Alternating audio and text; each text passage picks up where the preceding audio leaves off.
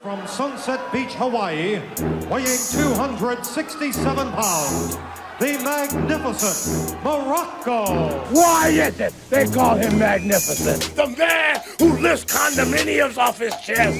Anything that's explosive, anything that's exciting, Prince of Darkness, Master of Destruction, perpetrator of violence. Get ready! I'm gonna burn this place down! Hello everybody, it's James here and this is Don Muraco's Magnificent Podcast. Let's get the plugs out of the way first. It's Don the Rock Muraco for all your signed merchandise and books behind The Rock and Owen, Hart and Amazon.com. Right, so it must be the quickest intro. I'm getting quicker and I'm not quite going all the way through, you know. We've got some news to be talking about. We're going to be carrying on with our little journey through WWF and we're going to be going through April. But for now, let's introduce you to the magnificent one himself, Don. Hello. Aloha. Busy, been a rough couple of weeks for the guys here. Yeah, we're going to be talking about a couple of them. We've got Pepper Martin, we've got Scott Hall. I don't know if there are any others, but you mentioned Pepper Martin first, so give us the lowdown on Pepper. I met him up in San Francisco. He pretty much stayed there. I think he's from Hamilton, Ontario. That big Angelo Mosca, all the Toluses, and just a whole slew. It's like a Amarillo North in Canada. All the lot of great wrestling, like Tampa, all the great guys that come out of there, and it was. So he was out there. Then he went like some other guys we're going to hit on soon. He went to I guess L.A. and San Francisco for Shires and LaBelle and those guys, and he got the acting bug, and he just stayed there in L.A. and he had that kind of repartee, that he could just, he could talk. He had that movie star talk, that business talk. So he was a pretty good guy, he's good worker, but I guess his mind left the business when he went crazy for movies. Yeah, I'm just looking at his films here. He was in an episode of I Dream of Jeannie. He was in Walking Tall, The Longest Yard, The Incredible Hulk, Starsky and Hutch the film. Oh no, that's in there. Yeah, no, he's in TV. Rockford Files, Starsky and Hutch, Hawaii Five-0.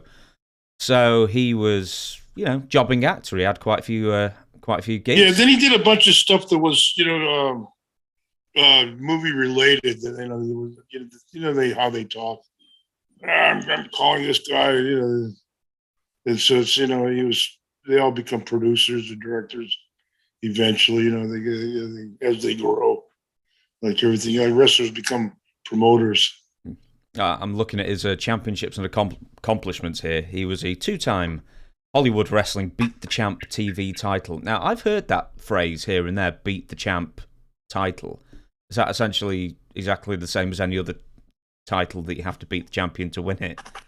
Yeah, it's it's another belt they can slip on you, like a TV champion, a brass knucks champion, or something like that. It's just when they get to be more serious than the United States, or it's just another name for another main event. Yeah, seems greater success was in the Pacific Northwest as well. So yeah, he went up and down the coast, Oregon, L.A., Frisco. He was a good hand, good worker. Did you ever actually wrestle him? Boy, I don't. I think I was a babyface then when he was active up in Northern California. Maybe it's some tags or something. I might have healed later. He was still going. Remember Woody Strode, the black guy, Sergeant Rutledge, and it's a lot of those old movies. He's passed. He just passed several years ago. He's pretty old. Big black guy, muscular, Sailor Art Thomas type, and he did a lot of 60s, I guess, movies.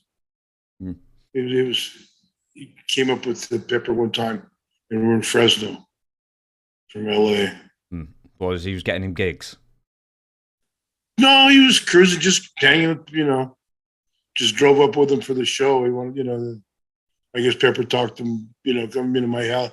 This is my Hollywood pal over here, Because Woody was kind of, he was muscular, one of those muscular guys, and he was in Hollywood pretty good. I'm looking through Pepper Martin's roll call of what he appeared in. I remember I used to watch reruns of Chips occasionally.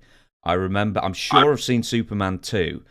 I definitely used to watch a few episodes of Hawaii Five-0, probably just for the intro music. What else? I know my brother. If used you to know him, make you'd recognize him. He's not really he's not really an outstanding look, a different look.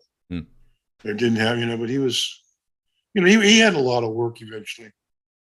Would Mike or Gene LaBelle, have been the ones to facilitate, a couple of acting roles at the beginning? Yeah, sure. They went to came from the Christie brothers. They hooked up. They started way back when, in 40s and 50s. They started as stuntmen, and they got in the union there, Vic and Ted. And I think they led that union, and long, and it passed down to Gene, where Gene was the motorcycles, and the judo, and the bumps and stuff. In fact, I think he had a big contract with Disney. He was in a bunch of just a load of Disney movies. Every time they needed, one of those silly kind of bad guys, he was him. He's a cool guy, Gene. He was in Rush Hour. I watched Rush Hour again not too long ago, and he's like the angry cab driver, and it's like, where did they find... I remember watching this at the time and thinking, where did they find like an angry 70-year-old who was like, actually sort of threatening and had like dyed bright orange hair as well. Yeah. And it was Gene LaBelle, and he pops up in so many things here and there. Yeah. He's all over the place. We're going to be speaking about more acting a bit later on. A few more bits of news. The biggest news of the week, most certainly, is the death of Scott Hall. Now, someone a bit after your time, but did you ever meet Scott? 2 or 3 times, 3 or 4 times. I mean, he was with a couple of times with Kurt. He was the Messiah. Vern Gagne found him. He was, legitimately 6'5", so good sized guy, good looking, more of a body like the Scottish guy. Actually, pretty much like Drew McIntyre. McIntyre, yeah, not really heavily muscled, but that sinewy, and he was. Gagne, he was coming into Gagne was starting him. He was supposed to beat out Hulk. He was supposed to replace. He goes, I got a guy bigger and better than Hulk Hogan, and he was gonna, he was gonna be AWA's answer to Hulk and stuff. Obviously, he was a tremendously influential.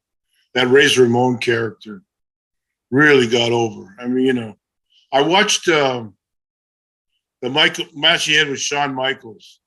The ladder match, the legendary ladder match that everybody raves about. And the first time I saw that was a couple of days ago when, Shawn Michaels was the man. I'll tell you, boy, he carried that match. Ramon was good. Scott was good, but God, I think this is before Shawn got hurt. I mean, he's just some fabulous bumps. Even the finish bump where he hung his leg in the rope but all the bumps and all the stuff he did in the course of that match, he was really in his prime then. Yeah, that's pretty much a really great example because both Shawn and Scott know how to do it. Is get over they work together in a loss. They get over more losing. What is the trick to doing that? Being great, being a great worker. And, it's, I guess when it comes down to the bottom line, comes down to your basic emotions, you just want to be entertained. And you're disappointed your guy may win or your guy may lose or you're happy. But at the end, and all the, you know, the bumps and the punches and the kicks, and they kind of, you know, all that kind of melts away, and you're just, you know, you're left with just the entertainment and the value. Look at The Rock, how many times he dropped all kinds of titles, you know, dropped the belt to Stone Cold and took it back, and, you know, and he dropped up, but, you know, he was always entertaining. He was always, you know, he was always interesting, you know, always, you know, boy, he could go out and you or I could beat him, and then you have him pick up the mat into the mic and just, you know, go off on one of his, you know, obviously not, but, you know, how, you know, he was obviously, and then when he was able to carry that from the microphone, from the promos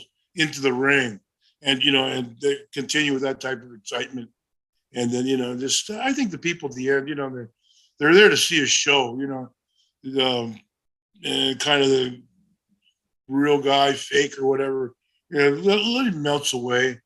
And then you watch HBK and, you know, perform like that, you just go, oh man, you know, I got this, you know, I got every penny of my $5 that I put down. Going back to Scott Hall, so you said that you met him with Kurt Hennig. Would Kurt bring him over to WWF shows just to visit then? No. Oh God, one time was earlier, was just passing. It said one time we got snowed in Tennessee somewhere, and they were coming and we were going, and we ran into each other in a gym, Nashville or not, I don't know where, I forget, Nashville or Memphis, one of the Tennessee towns. We got snowed in. We couldn't leave. Nobody could leave, and there was a TV there. And you know, the South isn't equipped to handle, you know, the heavy snow like that. And they had about, you know, 12 inches overnight, and that was it. They just shut the airports. And so we ran into them. He was Kurt. AWA was coming into town or something, following us. And I met once before, and then I saw him at an autograph session, the last or second to last one I did, and him and Marty Jannetty and a couple other guys. They just tore that hotel up. They're, you know, you go to eat breakfast, they'd be in the bar, and, you know, and actively we were all over they'd go away and come back for lunch. They'd still be going in the bar, then come back for dinner, you know, or later, you know, late in the evening after autograph session, they're still going. Running around. These people are taking me to they want you to go to town afterwards, and they, you know, so they can give you make some extra money for the promoters. So you know, he really puts himself over with you. The guy kept calling the guy who was taking me to the town. He was chasing kids around the hotel, and, you know, he had some rough times, you know. But, you know, he was a good performer. His that Razor Ramon character just was gold, you know. Did you watch any of the NWO? Were you strictly watching WWF when you were, you know, dipping in and out of the business?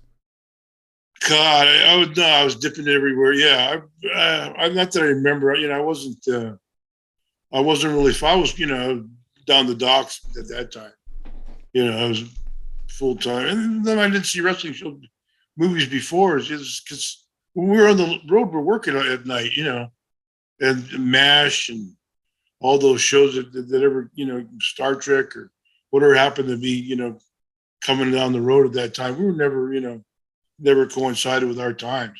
So we never, you know, didn't really know what's going on. I will move on then. A couple more things of the news. Vader is being inducted to the WWE Hall of Fame. Now, I happened to mention this in fact, I didn't even mention this to Dutch Mantell when I interviewed him on Tuesday, or whenever it was. Days are just running, you know, into each other at this point. And man, he just couldn't talk. He just kept mentioning how rough Vader was with all the jobbers and how reckless he was with people for the most part. And you know, anyway, I just have a couple of handshakes. Just a few handshakes in passing. Yeah, I heard he was really stiff, clumsy and stiff. Then they went over that Orndorff story, and then they disputed that whole thing. That never happened. You know, so, you know, your guess is as good as mine. Yeah, there's various different. He was impressive, though. Did you let's sort of like move away from Vader then. Is when you did Japan tours and you were wrestling some of the locals, would they really lay everything in just because they were either taught that way or because they wanted to make a point? No. By the time they got to us, they were they were pretty. I guess some guys, some guys they might that went to them, but I was lucky. I worked majority of the time. I worked with either Jumbo, Teruta, or Fujinami. I was kind of that the wrap up match, before Baba or Inoki and the Abdullahs or the Murdochs or those guys would go in. So I had I was there when I was there most of the time I was a filler. I'd be with Jumbo, go through a half hour, go through 45, or get close to 45, something like that.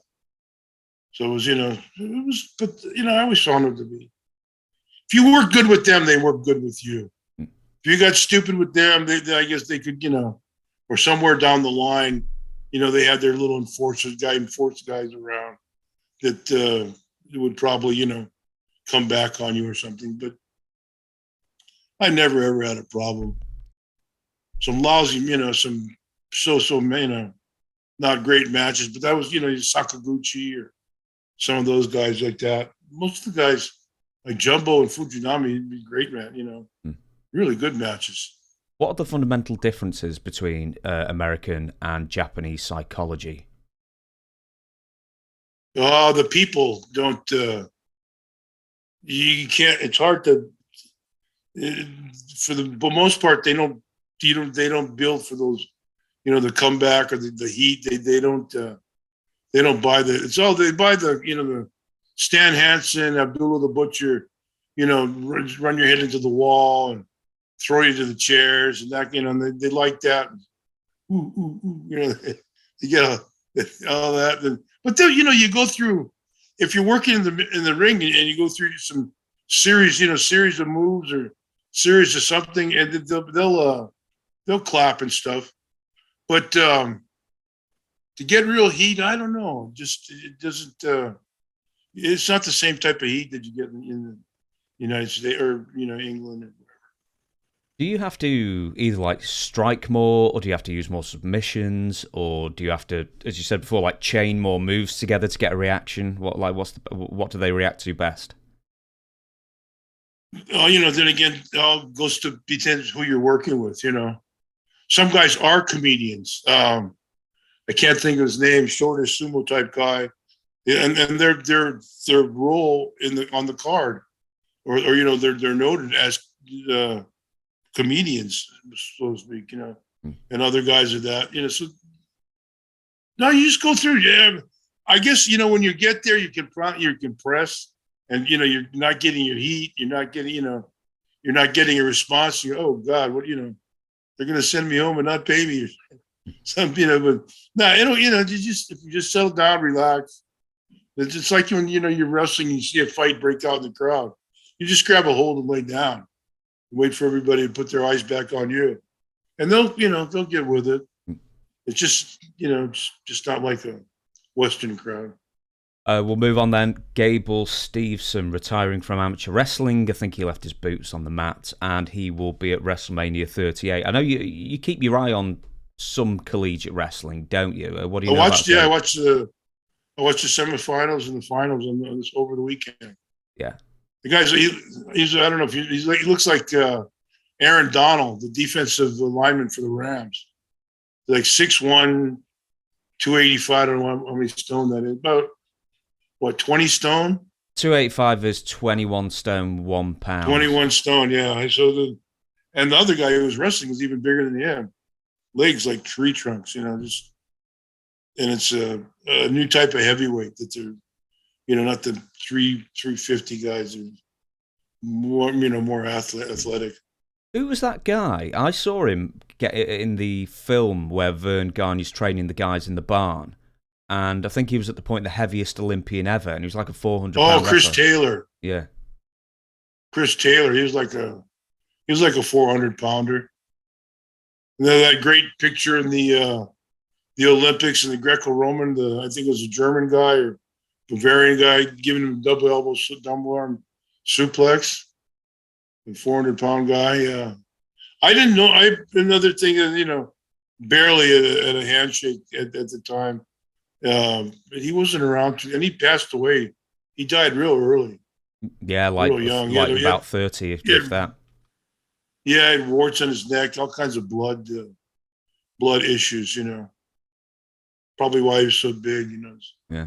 Going back to Gable then, because I even said it on this week's UFC. We're English. We don't wrestle. We don't know anything about amateur wrestling over here.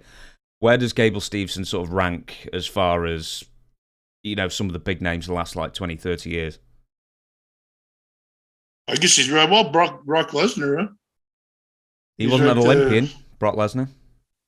He's not an Olympian? Well, Brock Lesnar wasn't, no. I know he won NCAA tournament. Well, NCAA. So this guy was even delivered more goods than Brock. He's a impressive kid, and he's smart. He's gonna walk out with $1 million in his pocket from WWE. What a better way to start your life, The local, it's a lot of guys are bagging groceries at the corner store when they got out of college.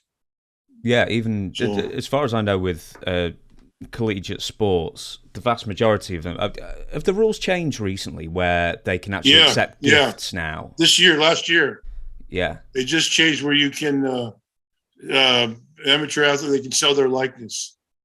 So T-shirts, you can go on recruiting trips. I don't know how much money or what kind of money you can give them or what kind of money they can get, but they can receive payments and stuff like that, which is separating some of the big elite schools from the rest of they got big backers and stuff. They got this. You come to my college, I'll give you a job. And I got a monster auto dealership, and you come in for an hour at your leisure, whatever time between 8 and 12, and you sit there for a half hour and pass out, donuts or something.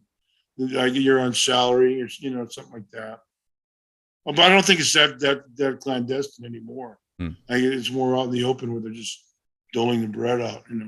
Well, it always seemed to me as an outsider, I've watched, maybe a 30 for 30 off ESPN sort of documentary or two about the utter scam that is university sports, where they pay the athletes absolutely nothing. And I remember seeing a map of the continental United States, and it says of public sector workers who was the highest paid in every single state. And at least half the states were the coaches of university teams. Yeah. And sure, yeah, they're getting millions every year to coach university basketball or American football or whatever. Yeah, and then the athletes are getting nothing. That's changed now. It's finally taking a turn. Yeah. When did that come into play then, that amateur athletes couldn't get paid? Just this year, just last year. No, sorry. When they couldn't get paid, we're talking, in the old days. Up until last year. So it's always... you got a group, NCAA, National Collegiate Amateur Athletics, NCAA, and they're like politicians. They're all the crooks that that hoard all the money from the basketball tournaments or the football game. Everybody, they're like commissioners, and they're the New York. Vince got rid of and stuff like that. They got their hand out. They're getting payoffs, and they got a president who gets a nice yearly stipend, and he's got secretaries and consultants. It's all bullshit. Yeah. So there was never a time before these, in the 50s, let's say, there was never a time when amateur athletes could accept gifts, could... in the 90s and the 2000s, speaking, of course, naturally a lot of guys got rich, going to college. They brought you the different guys like USC, they bring you in and they put you through college on a scholarship, and your mom or your dad in, set you up with a house with your family, and give your father a cush job or a job at least in their company. Maybe he's in that field or something, Yeah, get around. But it's a big business. They're making millions of dollars off these kids. So it's finally, last year and a half, it's finally kind of turned around a little bit. I remember seeing another 30 for 30 about the Miami Hurricanes, and one of the rappers from 2 Live Crew would hand out bounties, basically. So whoever hurt whatever number on the opposing team, he'd throw him $500 or $1,000, just as, which obviously was not, in keeping with the rules at the time, but apparently it was probably happening everywhere. Sure, and so those are things they don't talk about. All the little nuances of different sports, different clubs and teams, and things that people know about, but then all of a sudden somebody blurts out and somebody gets fined and suspended and stuff. Again, bullshit. Absolutely. Right, so we'll move on to the main meat of the show, which is we're going to be going WWF Year in Review 1986, April. And we're going back to Australia, April 10th. Second tour of the country this year. Good day, Cobber. You main evented against Ricky Steamboat, losing via DQ after a Fuji cane shot. But one match really stood out to me was Matt Bourne pinning George Skoland. I didn't realise, or I'm very much assuming, Arnold Skoland's son. Do you remember George? Oh, yeah. I was friends with George. He wasn't much of a worker. Was he? He always trying to get in shape. He's overweight, and he was trying to, he wasn't actually Skoland's son. He was Betty Skoland's son. They had he get the house, and and Arnie married Betty, and he's Betty, and the nice big house in Westchester. And Skoland was an agent. they're getting all that overflow of bread, the extra bread that came into the towns. Had he worked anywhere else previously, or was it just like, well, let's see how you do? God, I don't know. He might have gone on the road somewhere, like Tennessee or Oklahoma, or I don't know. He wasn't much of a hand. He wasn't somebody who was wasn't going to make it out of the first, second match. He was pretty much, he wasn't really talented. Great guy. He ended up. He married. I just reconnected with him a couple of years, just before he passed. And George, and he married some lady that worked on Wall Street, and he PJ Tucker's he bartended a bar down in Manhattan for years, and he was a bartender in downtown New York and stuff. So when you say he worked on Wall Street, he worked on Wall Street as a bartender? No, the wife. Yeah, the wife. Oh, the wife did. The wife, the lady he married. Well, I don't know. I just then I made a connection with him, talked to him, and we're gonna, he was coming out to Hawaii or something, and then a month or two later, bing, he just died, and just came up and died. Couldn't believe it. It was just, oh, wow. So as a wrestler, what did he look like? What was his size? Oh, 5'11"-ish. Heavy, 260, 265. Not in great shape, Tried, worked his ass off, but just kind of. I guess he was, like a mommy's boy at home. He grew up nice and easy, But he was a hell of a guy. He and I he came down. My wife was kid. We were going somewhere. It was Tyson and Spinks, the one first round knockout. We went to someplace. Guy from the gyms had come down. His nightclub, he's got it, and I was going to do some signing and stuff like that. And then they lost the fight. And it was over in like 60 seconds. It's a classic. Yeah, that was. We went down there together. There you go then. As far as like other wrestlers' sons who sort of migrated into the WWF for a brief time, like Jules Strongbow, Mosca Jr., where did George rank? I'm assuming quite low. Yeah. Arnie didn't try to push him. He didn't have the kind of swing to push him either, you know. So you know, he could have made, you know, he could have got booked. He could have made a type of living around New York, you know, in the old territory, like SD, Johnny Rods and stuff. They made, you know, when it was a driving territory up to Vermont and Massachusetts and around New Jersey and stuff. Yeah, but not in mid-80s WWF. The game had changed by then. No. I thought it'd be a nice time to talk about Arnold Skoland at this time. So, roles in WWF/WWF when you came in. He was he was an agent. He'd take care of a bunch of towns. He had, I guess he had a bunch of, you know, the ones in Jersey or Long Island or you know, not upstate New York, but upper, you know, around outside of New York City and stuff were his. The ones that weren't monsoons were his. Just that, you know, they got them. They didn't. He didn't figure in the finishes or, you know, the matches very much.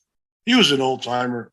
He didn't have a lot of, you know, angle input or, you know, a lot of that type of savvy.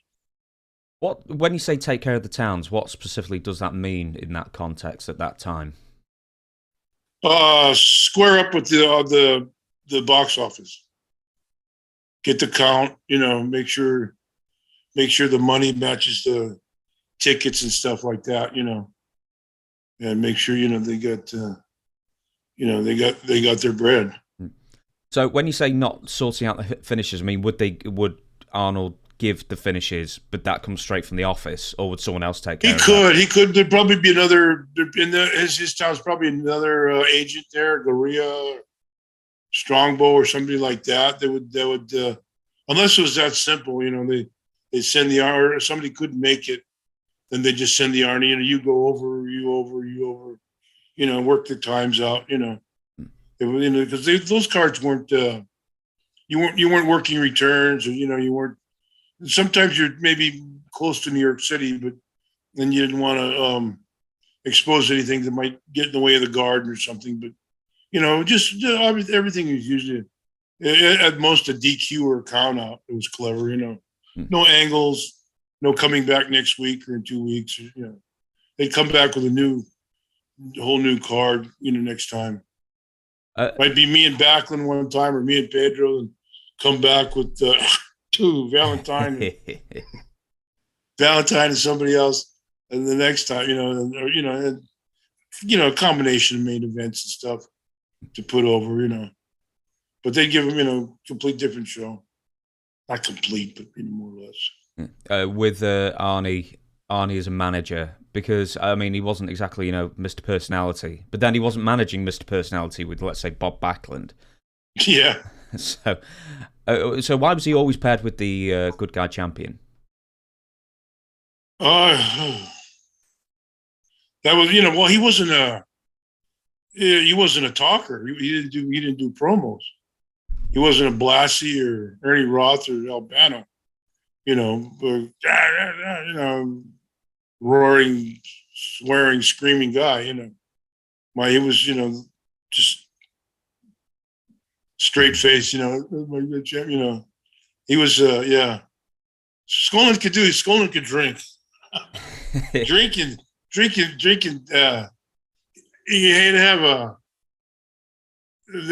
they're fooling around a dip of Skol or Copenhagen in his lip, chewing tobacco, those big cigars. He's got those big black cigars that, you know, burn the paint off the wall. Doing that all at one time, sipping on a Jack Daniels and ice. He was a Marine, bro. He was he was a tough old tough old bird. He did WW2, Don Lewin, those guys. He was a Marine. So yeah, 3 Skull, Copenhagen, and chewing tobacco, a cigar, and Jack, all at one time, just going, not even get a buzz. I think I can't. Who told me this? It might have been Ricky Morton. It might have been someone completely different. Say Copenhagen was the main event as far as dipping went. I guess. You were never a dipper then in your day. Nah, I puked like a dog. That stuff was, yeah. That's even cigarettes. I didn't smoke cigarettes. Tobacco and I just didn't get along. Yeah, with cards, cribbage, Arnie Skoland, I believe. Oh yeah, he was always. That's what he do. They sit down, come in, put his bag down, start dealing. And SD, Johnny Rod, Cicluna, Monsoon. Monsoon was clever, slick though. He would just buy the pots. He'd be walking around, talking to the program guy, getting the referee together, and throwing 20. Give whatever they're betting. Give me, put two. Not even looking at his hand, trying to scare everybody off. And he just, he just run around and buy the pots. Did you ever wrestle Arnold? Because I'm trying to think. Like, I don't know if he retired early and then just kept coming back as manager. He was retired, but he was. All the matches. After we came out of the angle with me and Jimmy and I, we came out and it was supposed to be Jimmy and Buddy Rogers and me and Lou, and Rogers took one of his bumps or fall someplace and was suing, and he couldn't. He didn't want to wrestle, so they threw Skoland in there. We were at the Garden one time, and it was following after a cage, with Snuka, so it was that tag, and Skoland was in there. So I went in. I was starting. Lou couldn't start the match because Lou wouldn't do it. He just get in the middle and cut himself, But so I started the match, and you're trying to make people there. Still some burning elmer for me and Jimmy. So I got on. I'd start the match. I started the match with Skoland. This is the Garden. So I started. So I took a couple ab drags and let him 2 or 3 moves where he looked good and went back. Then we broke into the match. I forget what we did after that. So he came back to the locker room. Oh, good man. Jim Arnott. Oh yes, got to see how good Arnold Skoland was. He was all pissed off that Arnie got put over instead of just squashing him. I don't know. Oh yes, you got to see what a great wrestler Arnold Skoland was. Was he a great wrestler? No, maybe in his day. Does he get to the point when he's just not wrestled for so long that you're just worried to touch him in case he breaks? Probably, yeah. He was, yeah. Well, those guys, he would wrestle him and Altamore, some Savoldi and stuff. For I don't know, the Jersey town, some real small towns. I guess if somebody didn't show up or they needed, a couple old guys to go in the ring like that. Shake your head. What's going on? Oh dear, we're the worst, aren't we? It's like I'm yawning since 6, 7. You're yawning since night time for you. I'm getting bored of hearing myself again. Right, we'll move on then. It just says April. It didn't say before or after, but I'm assuming it was part of another world tour. You end up in Kuwait. Why is pro wrestling so big in Kuwait, which is a very tiny little nation? It was everywhere. It was just hidden. It was. Well, I guess it's Saudi Arabia now, right? Vince got the big cards going there. The progressive country of Saudi Arabia, would you believe? Yeah. So, but it was just before we went on the European trips too, as well. It was big everywhere. And WWF at the time was just had everybody wanted the show all over the world, And for some, I don't know what the connection is with the Arabs and stuff. But yeah. Any because it's like an Arab country. I think it's an Arab country. I hope it is. Now I've said it. The whole thing, yeah. Did anyone risk bringing in gimmicks into the country, or were they all like tossed beforehand? Oh no, there was reported that there was some marijuana in the place. Then after you got there, they'd turn you on to the guy. They bought the hashish by the blocks there, so it wasn't. That's a great religion, because they all go out. They have these little villages outside of the cities and stuff, where they have wrestling tapes and porn movies and alcohol, and they just party down and over there. So it's a double standard. Oh, yeah, it's all a double standard. So my brother, at one point, he used to do bars. He used to do like pop-up bars for hire for parties, and he's done Muslim weddings here, here and there on occasion when they rent them, and they all turn up. And this is like to a man. They turn up and say, "Half a lemonade, please, and can you just slip some vodka in there as well, just so no one knows?" They're trying to use wrestling word. They're trying to kayfabe the drinking, and then the next person will come up and say, "Yeah, just half a Diet Coke, please. Can you just put some whiskey in there, please?" And just like they're all doing it. Every single one of them, to a man, is doing it. Yet they won't tell each other. It's just It's just like an open secret. It's so odd. Why don't just admit it and just have a good time? I don't know. Allah. Yeah, there you go. Oh, the all-seeing Allah. He won't notice if you slip some vodka if it's under the bar, apparently. No. Oh, dear. All powerful. Any particular stories from Kuwait that you can remember? Just as Salvador Paloma, when I told before. Oh, yeah. Him going nuts. Was that Tiger Chung Lee? Yeah. Tiger Chung Lee and Sal. Those guys. Who ended up on? I imagine it was Tiger, but what was the aftermath of the going crazy? Oh, he just blew himself up, throwing tantrum and jumping, and Bob Backlund. He almost went. He's on the edge of the limb. I guess he came back from the match, and threw a big tantrum and laid down on the ground, exhausted. Then he got back up again and went and took a shower and did the same thing. Poor Sal. My wife loved him. He was always good with the kids. He was a nice guy. Just you could just drive him. I used to be a man from Glad. He used to work out, take the garbage bags and cut holes for his arm, put the garbage bag so he'd sweat more. And he's always one of these guys, always on a diet, always always in the gym to lose weight and to get in shape. But he didn't really want to, he didn't really want to work out hard or diet or anything. He just, he was yeah. So it's 1 hour in front of you. He was really after it. Then I guess he's at home eating, spumoni and mozzarella sticks or something. Nice guy though. Yeah. Always, with the kids, and pulling the 5 or 10 out of his wallet. Go here. And nice guy. Yeah, good for him.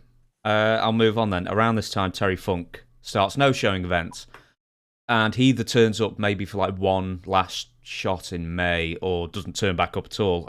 Conflicting information about that. Do you know what drove Terry Funk out of the company? Movies.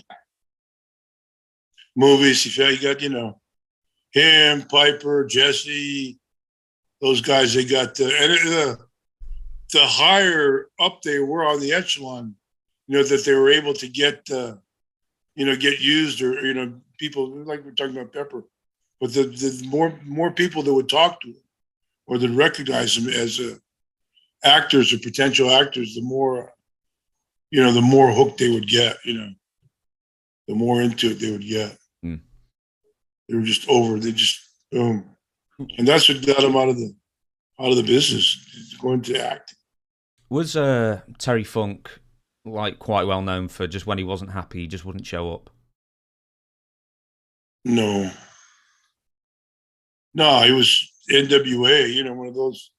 He would, unless later on. As far as I know, he was always when he had the strap, the NWA strap, and all those matches with Flair and Dusty and Jack and those guys. He was. I guess he was in a habit, because he was booked out of Amarillo, and there's not a lot of money out of there. Not a lot of, the towns in Mexico and West Texas and East. West Texas and all those. There was Amarillo. They're just small towns and not that big. Even if you're a world champion, not a lot of money to be made. Top them out at $12,000, something like that. So he was it was the wrestling family. So, he always, unless, towards the end there, he did, started missing. But when he was missing, it was movies. He wanted to be a star. A star is born. Terry, well, actually, yeah, it sort of brings me to that is he was NWA champion at one point, and I'm sure he gave up the belt because he couldn't handle the travel. And I had the theory that he started no-showing events in the WWF because the travel was just out of control. Not really far-fetched, yeah. That's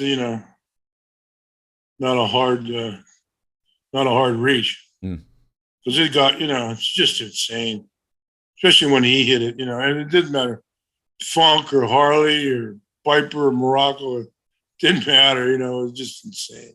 Bulldogs, everything was going, you didn't have time to think, you didn't. You're talking about office things that you didn't know, you didn't really know what was going on. You were just, just zombieized. You go from one town to the other, Ugh. Well, Funk didn't really last very long in the WWF, so who knows what it could have been. But who knows? It was not his work. It was, not his work or his promos or anything. I don't know. Maybe he had a different idea where he wanted to be pushed or where he wanted to go, or they didn't have plans for him at the time. And all these promoters too. They got you're in the WWF now, and you used to be the NWA World Champion. Well, I got news for you, brother. You're not that great up here. You're in the third match doing a job for SD sooner or later. Yeah. So yeah, and it's not. It wasn't Vince less than most people, but that was pretty much standard in the business at that time. Terry Funk as an actor, what's your favorite role? We were talking about Roadhouse before we started recording. Roadhouse, and he was in Vern's movies. Wasn't Vern's movies? With the wrestler. Vern's movie. Everybody was in that film. You were in that even film. Me. Even me. What else? He was in a few of them. Over the Top he was in. I know that. Was that? Yeah. Well, that's the other wrestling movie. The arm wrestling one, yeah. Oh, and he was in the one with Stallone, or the one the Paradise Alley. In Paradise Alley? I've not seen Paradise Alley yet. I've not seen Over the Top, to be honest. Shaved head. Yeah? I've not even seen Over the Top yet. Oh, Paradise Alley wasn't too bad.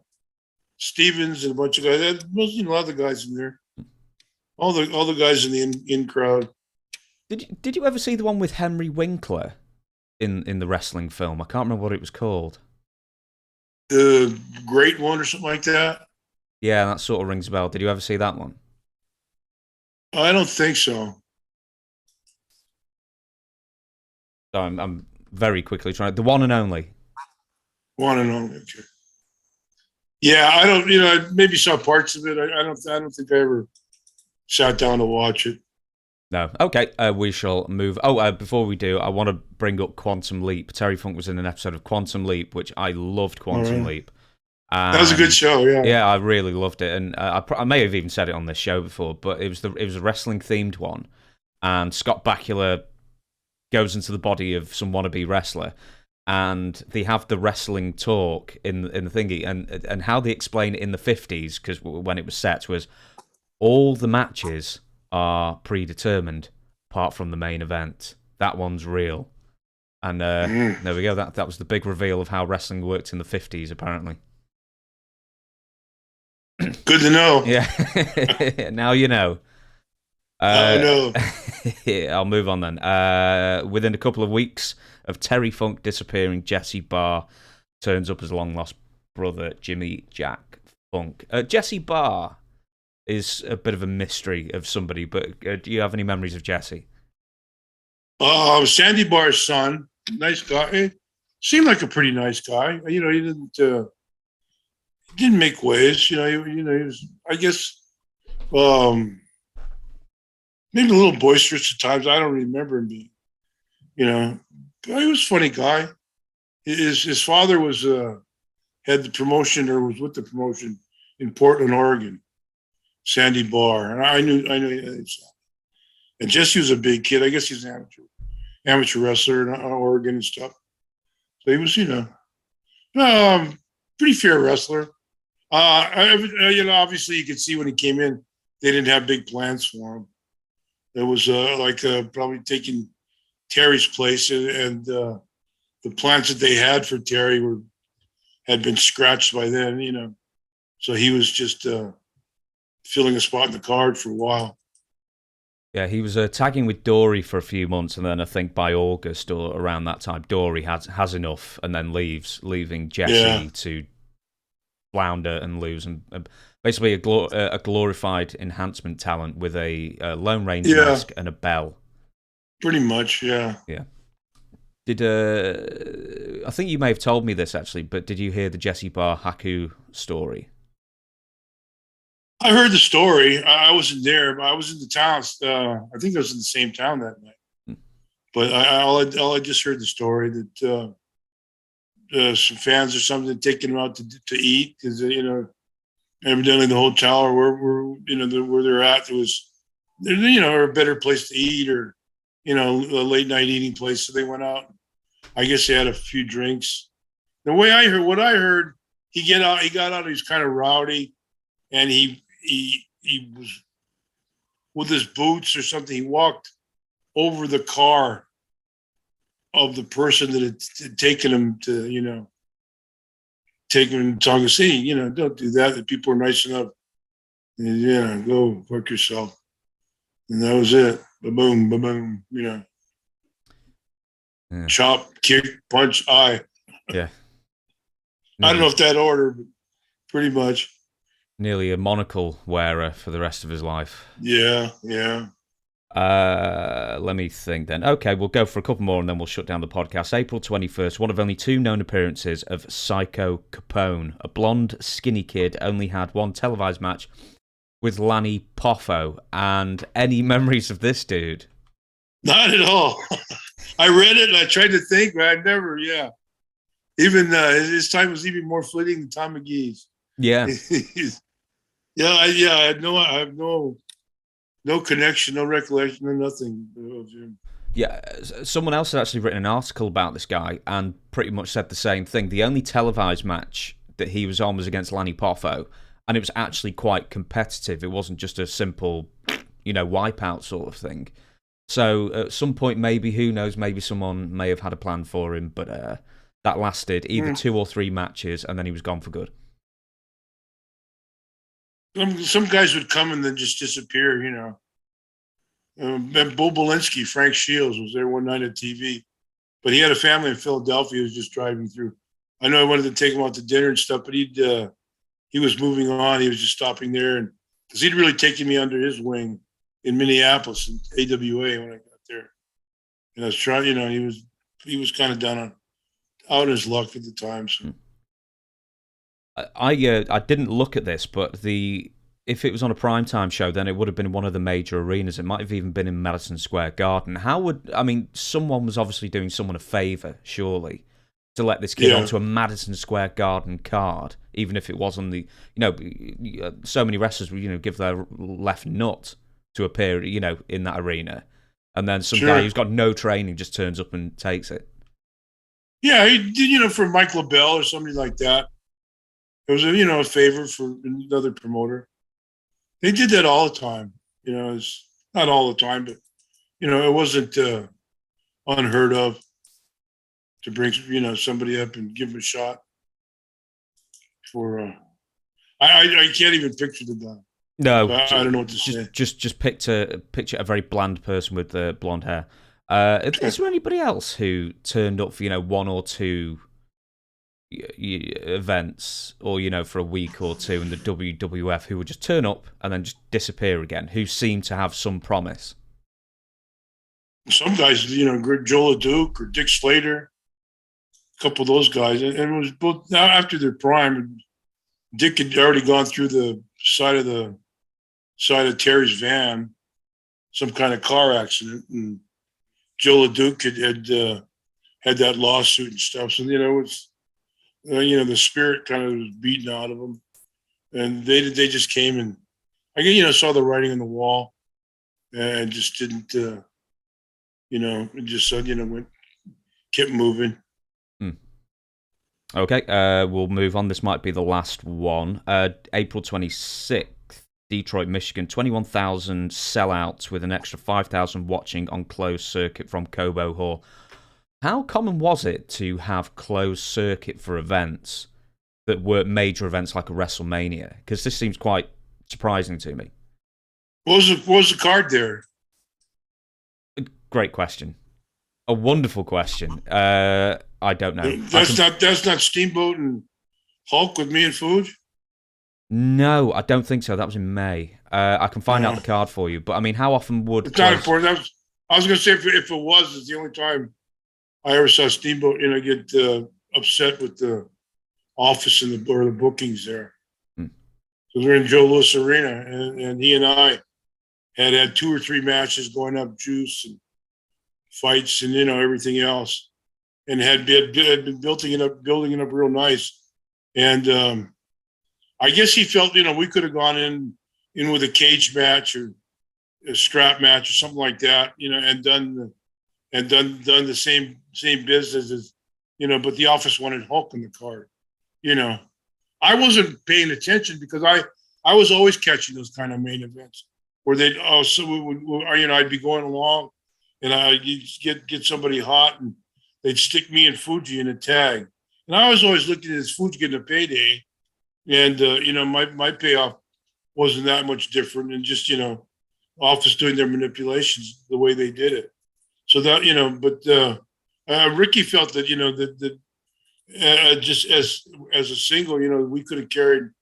He goes, yeah, how about that? We didn't really need that, bring Hulk in. But, Hulk Hogan, brother, the Hulkster, he comes in as just makes, it guarantees you're going to put it over the top. So, you get, because these guys, they book the buildings months in advance. I got this built, the Joe Louis Arena, 20,000, Madison Square Garden. They got those bookings all year, lined up a year ahead of time. So, you're able to slot your programs into the, into where they go. It's just not, haphazard. I'm going to throw a card into the garden, or somewhere, so they have these spots open. So if things are running and the angle's running that good, sure, they're going to stick Hulk in the card. They just want, and honestly, Hulk, he's certainly not going to take away from the card. People are, certainly aren't going to stay home because he's on it. If anything, he'll sell that last seat in the 5,000 closed circuit arena, Well, I've actually got the card. I've pulled it up, and would you believe it was a primetime wrestling taping? And so let me see. I can give you all the card and everything, but really the main event was Hulk Hogan versus Randy Savage, who was Intercontinental Champion at the moment. What it says here is after Hogan lifted his boot to block the challenger's flying elbow smash, after the whatever. Anyway, he wins. Savage knocked out the referee with the world belt, only for Hogan to catch him in midair, throw him back inside the ring, and regain possession of the belt. And it ends up on the unreleased archives of Hulk Hogan DVD. But no, that's what it was. I find that quite surprising that that they do closed circuit. I assume it's because Joe Louis and Cobo Hall maybe had some sort of working relationship. Oh, we went out of Cobo Hall.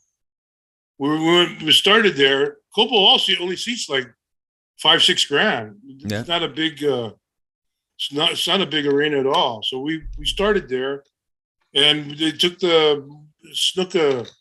My angle was snooker in there, and we didn't do anything when we first went through there because the TV wasn't over. The TV hadn't been stopped.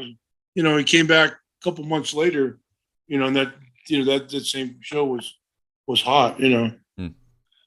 Guys like Harley and the same, that had been there with the Sheik and that kind of stuff. So I take it that if this was a semi-regular thing that you wouldn't really notice anyway because you weren't in Cobo Hall watching on closed circuit. Would you even be told that it was closed circuit? Yeah, because then that would affect your payoff. Somebody would come up, Albano or somebody would they'd be out fishing the crowd and stuff, and they'd know the felt form with the guard that's sold out too. And Lou would have all kinds of scoops and stuff. Somebody like that would, know what's going on. Because I was thinking, because that would affect your payoff, and you'd want to know if there was an extra 5,000 that you couldn't see in front of you. You're going to get what you're going to get. Okay, to finish off then, memories of Cobo Hall specifically, and did you ever wrestle the Sheik? No, I don't know. I don't know if I was even on no, I don't know if I was ever even on a car. Certainly not in Detroit. Maybe Hawaii when I first broke in. And he was, he'd come over here. I don't know why. But the Sheik was around. But you did pass through, before WWF. I thought you passed through Detroit a couple of times, even just, No. Never? Never. Only time I ever worked that area was for Vince. Right. WWF.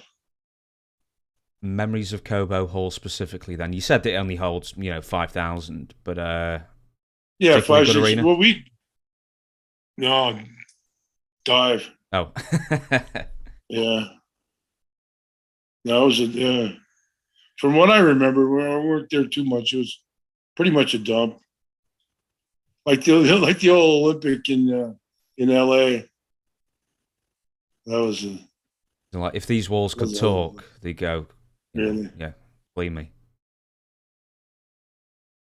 Did we get to the Harley? I saw on the questions about Harley, and we're going to save that till next week.